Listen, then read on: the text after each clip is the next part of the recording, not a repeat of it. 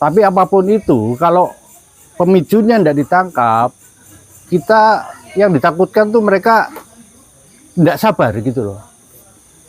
Itu sudah berusaha, tolong tangkap itu si Rizik dulu.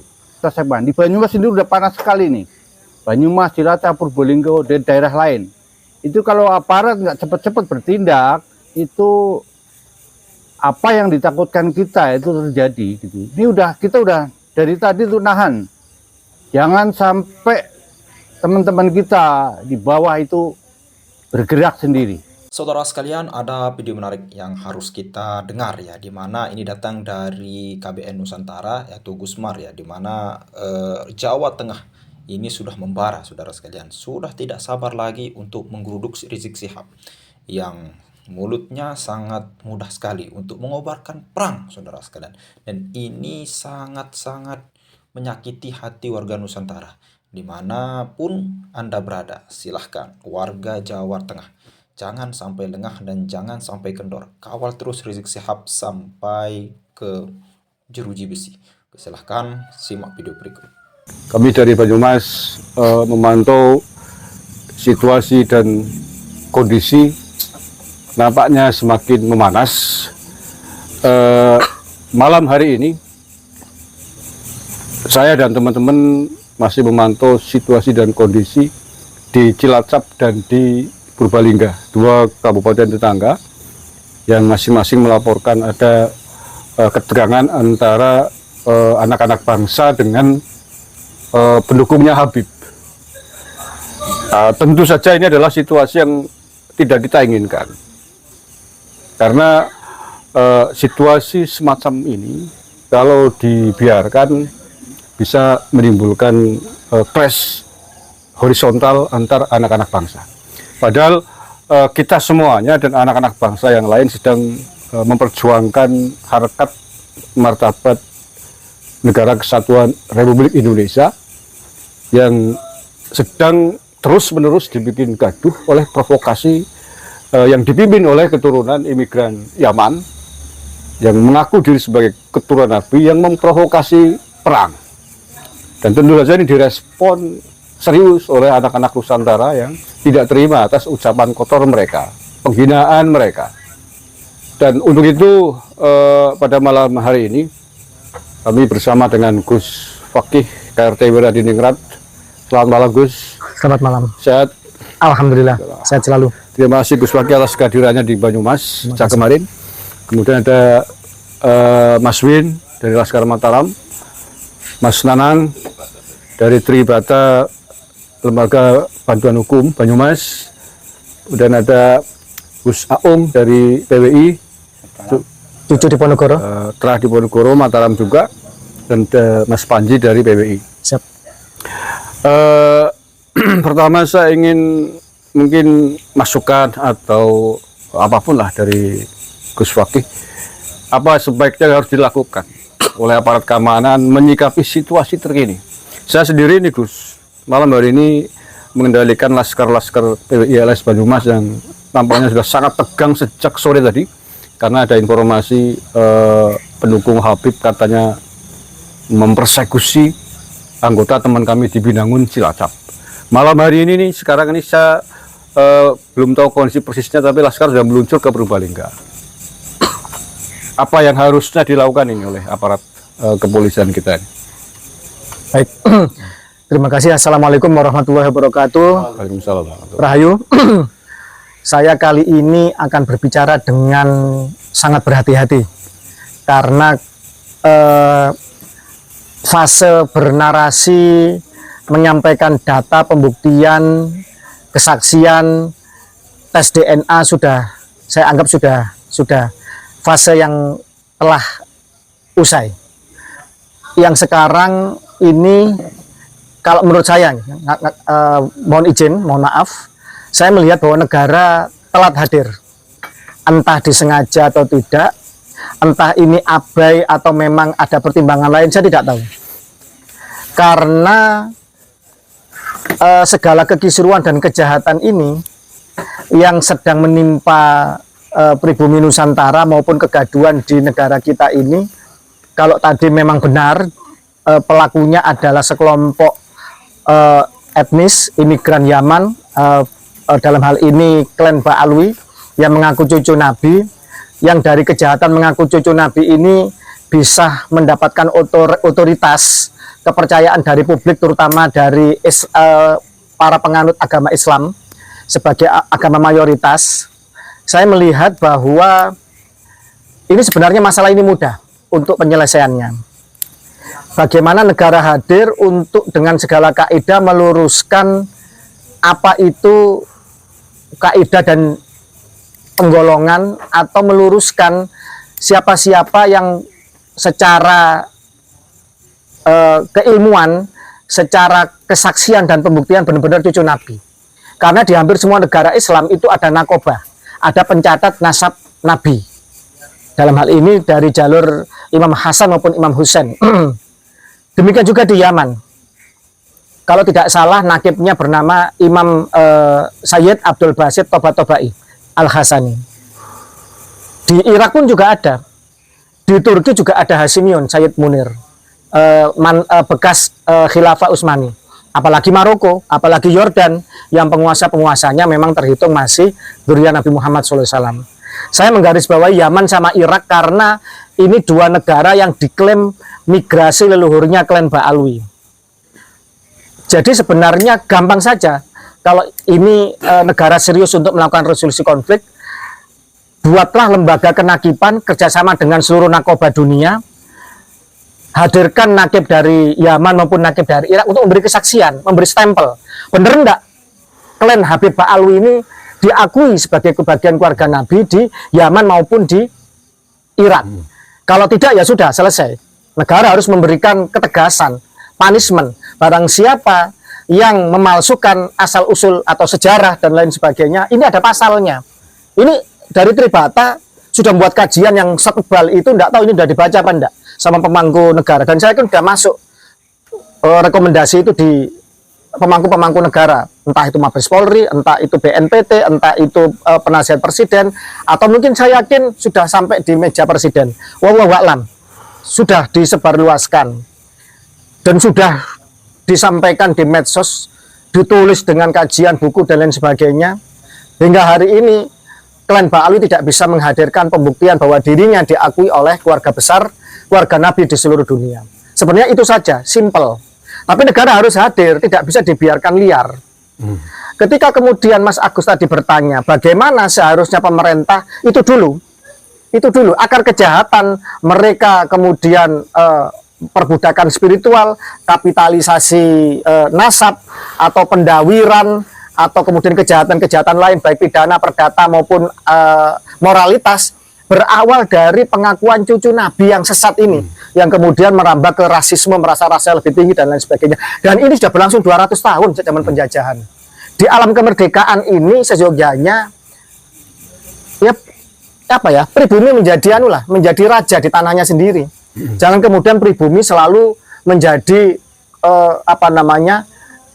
domba aduan, diadu domba, menjadi korban yang kemudian diplokodo kata orang Jawa, yang ditipu, ditindas, dibelokkan sejarahnya, makam-makam palsunya, datuk-datuknya dibelokkan, mendirikan makam palsu, sejarahnya diperkosa, bahkan sejarah kebangsaan kenegaraan juga diperkosa. Nah ini, bagi saya negara ini hadir apa tidak? Oke Gus, itu mungkin jangka panjang ya? Jangka panjang. Jangka panjangnya untuk menyelesaikan akar persoalan, mungkin itu.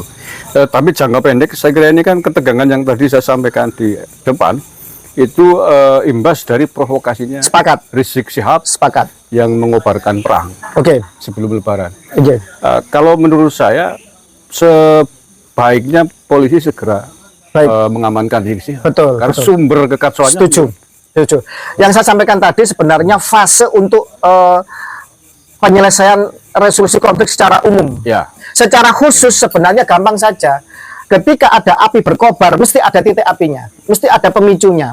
Titik api ini yang harus segera dipadamkan atau dikendalikan. Betul. Kalau provokasi-provokasi ini berasal dari mulutnya oknum-oknum orang-orang yang terindikasi mendukung ISIS, terorisme, bahkan kemudian jejak sejarahnya, digitalnya dan lain sebagainya, membawa pentungan ke sana kemari, dulu sering mempersekusi orang, dan itu seolah-olah dibiarkan dan merajalela, kemudian memberikan tontonan percontohan dengan chat mesumnya. Dan ini tidak baik bagi bangsa ini, bagi generasi muda kita, bagi kehidupan kebangsaan kita. Lah ini mau nggak mau ya titik api harus dikendalikan. Orang-orang yang membuat gaduh, si Rejek, Bahar, mungkin siapa saja, termasuk mungkin Robito Alawiyah sendiri juga harus dipertanyakan. Buat apa membuat organisasi pernasapan kalau tidak bisa mengendalikan orang-orang yang tergabung di situ, yang diberikan isbat nasab, ngaku cucu Nabi tapi perbuatannya jauh dari ketawadan Nabi.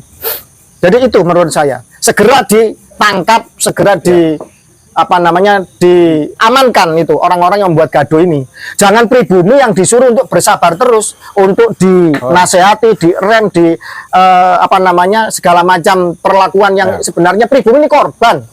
Menjawab tantangan mereka, menjawab rasisme mereka, menjawab pembelokan sejarah mereka, menjawab bagaimana leluhur kami juga dipalsukan, juga dibelokkan, juga mencoba untuk selalu mereka terus-menerus manipulasi. Nah ini kan kalau didiamkan terus, sabar itu juga ada batasnya. Maka saya berbicara ini dengan sangat hati-hati sekali. Semoga negara sebagai sebuah kontrak sosial benar-benar menunjukkan dirinya menjalani kontrak itu. Karena dalam teori kontrak sosial Jacques Rousseau, seandainya kemudian sebuah kontrak perjanjian itu tidak dijalankan, maka rakyat sebagai pembentuk negara berhak untuk mempertanyakan keberlakuan dari kontrak sosial itu dan berhak untuk menarik atau menganulir atau memperbarui kontrak itu. Ini yang saya takutkan. Sampai kapan begini terus? Di tengah perekonomian kita dolar semakin naik, di tengah kemudian perang dagang, di tengah kemudian kasus-kasus korupsi besar yang sangat mengganggu hati nurani atau rasa empati sosial masyarakat, mengusik, melukai, dan banyaknya pejabat-pejabat yang seolah-olah abai terhadap semua ini. Nah, tinggal ini saja, selesaikan ini. Tangkap Rizik Sihab, nggak ada lagi. Sumbernya saya kira sumbernya di situ, dan orang-orang yang menjadi pemicu-pemicu lain yang mulutnya kurang ajar, yang selama ini tidak bisa mengontrol narasi-narasi bejatnya itu. Oke, terima kasih Gus. Saya kira saya sepakat, memang harus segera ditangkap. Saya kira Rizik Sihab untuk mendinginkan suasana yang semakin kesini semakin panas. Mas Win mungkin ingin memberikan Mas Nanang, silakan Mas Nanang. Mas.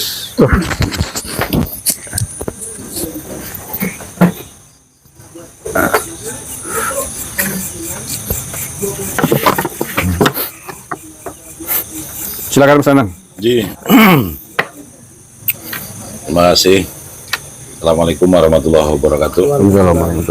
Shalom, Om Swastiastu, Namo Buddhaya, dan salam kebajikan untuk kita semuanya. Rahayu, rahayu, rahayu.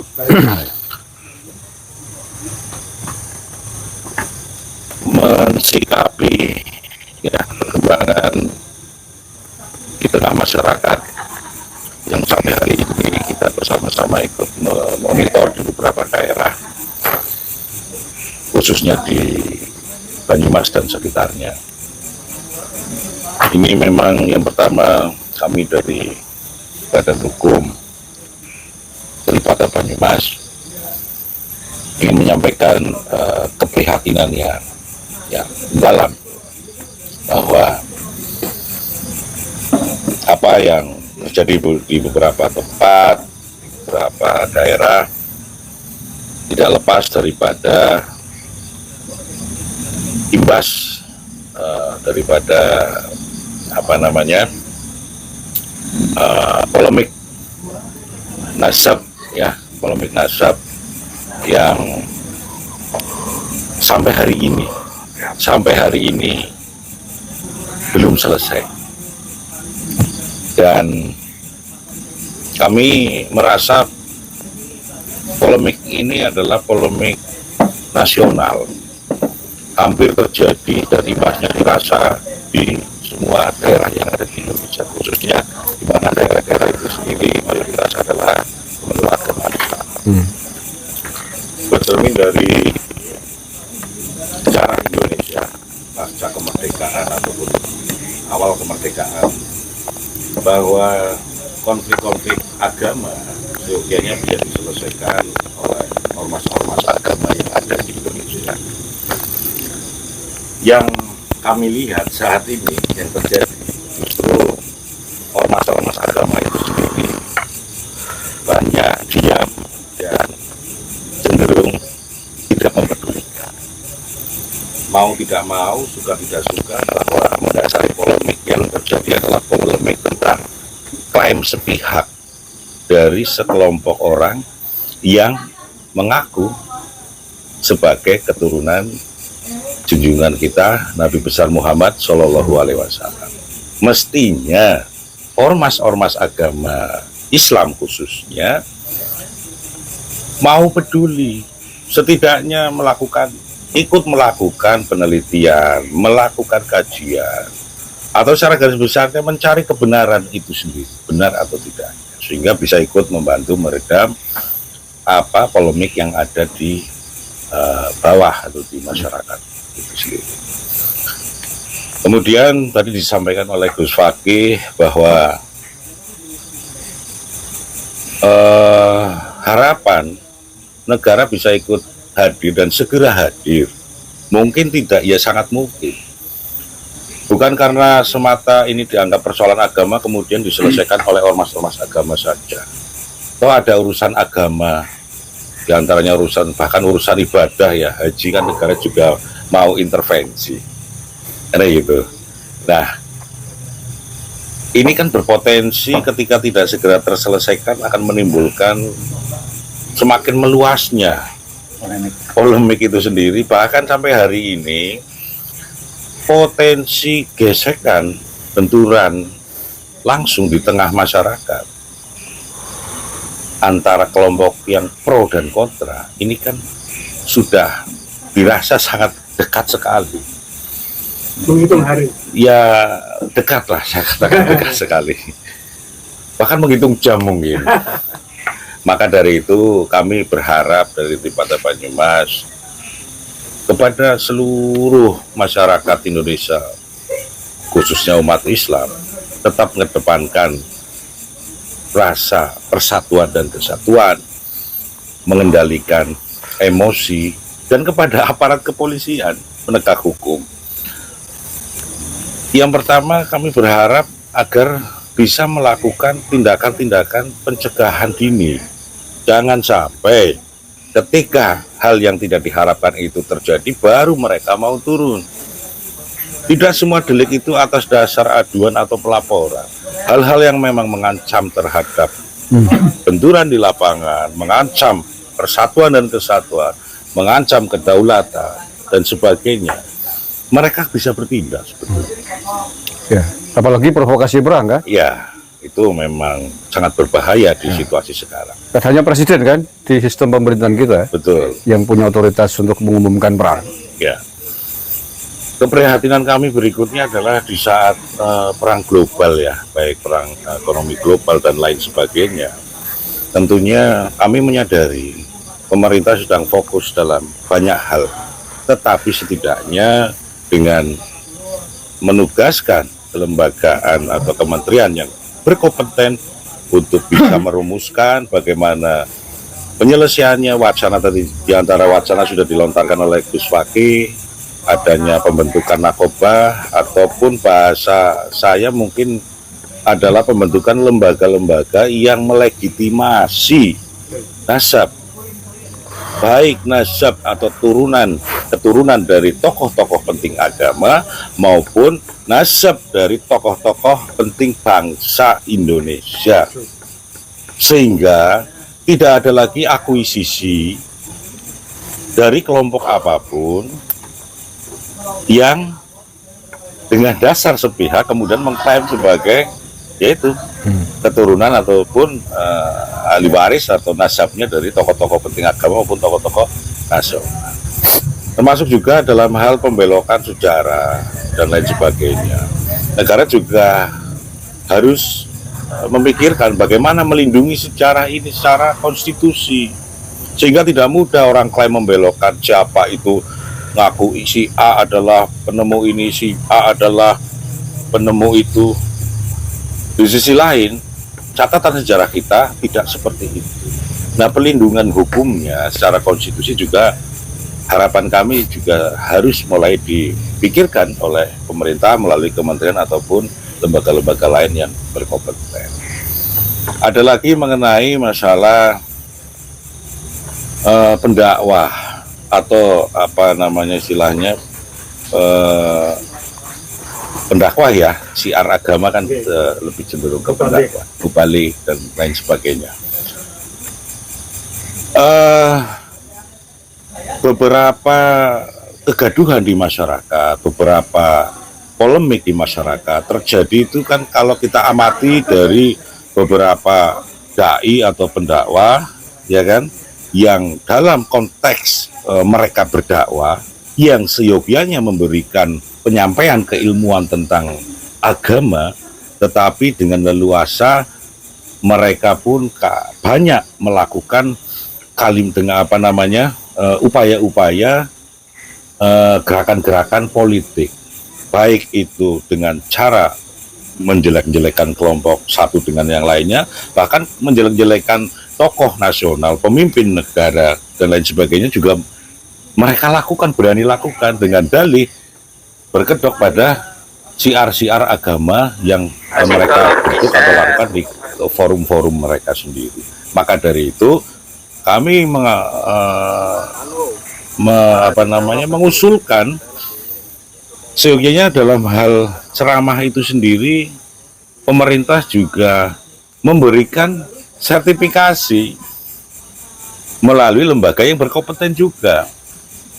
Nah, karena berkaitan dengan syiar agama itu tidak hanya dilakukan oleh pemuka agama Islam, tetapi oleh agama-agama lain dan berpotensi juga, maka sangat relevan ketika pemerintah mengeluarkan sertifikasi untuk para pendakwah agama yang ada di Indonesia. Agar supaya apa? Ada batasan-batasan, ada sanksi, ada konsekuensi yang melekat ketika para pendakwah ini sendiri keluar rel dalam penyampaiannya, maka bisa saja diberikan sanksi untuk dicabut sertifikasinya dan tidak diperkenankan manggung atau memberikan ceramah di manapun juga. Itu kan teknis sekali, tetapi ada keterlibatan negara dengan ikut memikirkan, memberikan batasan-batasan dalam ceramah agama juga sangat relevan dan perlu dipertimbangkan. Oke, Mas Nanang, mungkin dalam jangka pendek, waktu dekat nih, situasi yang sedang sangat panas ini, kalau masukan Mas Nanang apa ya? Saya berharap aparat penegak hukum, kepolisian khususnya, bisa bekerja lebih cepat untuk mencegah agar supaya hal-hal yang tidak diinginkan di tengah masyarakat, benturan-benturan yang tidak diinginkan itu bisa direda. Berlaku objektif, artinya apa? Ketika ada 2 kelompok atau 3 kelompok tentunya harus memberlakukan sikap yang berimbang kepada 3 kelompok itu sendiri, karena persoalan utamanya kan belum clear. Berbicara ideologi, berbicara keyakinan yang mana ranahnya ini masih jauh untuk bisa dibuktikan secara keilmuan, ini kan juga panjang prosesnya. Kalau provokasi perang yang disampaikan oleh Rizik Syihab itu bisa nggak secara hukum aparat langsung menangkap Rizik Syihab? Ya mestinya ambil tindakan. Mestinya ambil tindakan. Ya kan terang-terangan secara verbal. Oh iya. Akan mengobarkan perang pasti. Betul. Dan itulah yang memicu anak-anak Nusantara menyambut, melawan mereka, dan sampai ketegangan terjadi sampai malam hari ini. Sedikit mungkin agak sudut pandang berbeda. Ketika kepolisian masih mengedepankan prinsip no viral no justice, maka yakinlah terhadap orang-orang atau kelompok-kelompok atau masyarakat Indonesia yang mengecam dengan kelompok Rizik Syihab, ya, atau pernyataan daripada Rizik Syihab, pasti akan berbondong-bondong untuk meminta segera ditangkap dan diproses hukum. Pasti. Oke. Jadi sependapat saya kira bahwa aparat harus bertindak tegas kan secepatnya kepada Rizik Syihab Ya tentu saja dengan aksi nyatanya menangkap kan, karena telah secara nyata memprovokasi massa untuk melakukan perang. Nah ini yang sampai malam hari ini menjadi sangat tegang di Jawa Tengah di Sapanto khususnya. Di wilayah lain kemarin sudah tegang, tapi yang hanya hampir nyaris tidak berhenti semenjak sepekan terakhir ya di Jawa Tengah, di Karanganyar, tadi sore Cilacap, ini malam ini di Purbalingga. Mudah-mudahan di tempat lain sih tidak gitu ya. Jawa Timur juga ya. Jawa Timur juga panas juga ya. Jawa juga sama. Nah, makanya ini saya kira warning yang sangat tegas buat aparat keamanan khususnya polisi kan ya. Bagaimana untuk bisa memadamkan sumber api tadi. Ya sumbernya siapa lagi kalau bukan provokatornya itu. Nggak usah ragu-ragu, saya kira tangkap Rizik Syihab agar anak-anak Nusantara menjadi merasa tidak terancam lah, atau agar merasa puas bahwa provokator telah ditangkap, merasa terlindungi gitu, merasa aparat hadir ketika ada orang yang memprovokasi perang gitu loh. Oke, saya kira itu sepakat saya. Mas Gus Aung mungkin mau nambahin? Ya.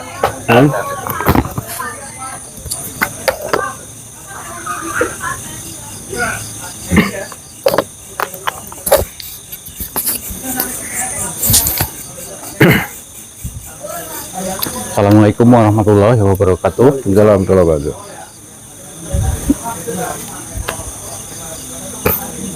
Saya mungkin akan menambah sedikit apa yang disampaikan oleh Gus Wakil tadi. Memang apinya itu yang harus dipadamkan gitu. Rizik Syihab tangkap. Kita semua di sini itu sudah capek menahan anggota-anggota kita, teman-teman dari pribumi untuk tidak bergerak, untuk tidak terprovokasi gitu. Tapi apapun itu, kalau pemicunya tidak ditangkap, kita yang ditakutkan tuh mereka tidak sabar gitu loh. Kita sudah berusaha, tolong tangkap itu si Rizik dulu. Setelah itu nanti ayo kita selesaikan apa yang terbaik lah. Jangan sampai anak-anak bangsa itu terpecah belah seperti ini hanya karena satu orang yang membuat jadi gaduh di Nusantara ini. Itu aparat harus bertindak, harus turun. Kita tidak bisa seperti ini terus gitu. Paling itu yang harus kita siapkan. Di Banyumas ini udah panas sekali nih. Banyumas, Cilacap, Purbalingga, di daerah lain. Itu kalau aparat nggak cepat-cepat bertindak, itu apa yang ditakutkan kita itu terjadi gitu. Ini kita udah dari tadi tuh nahan. Jangan sampai teman-teman kita di bawah itu bergerak sendiri.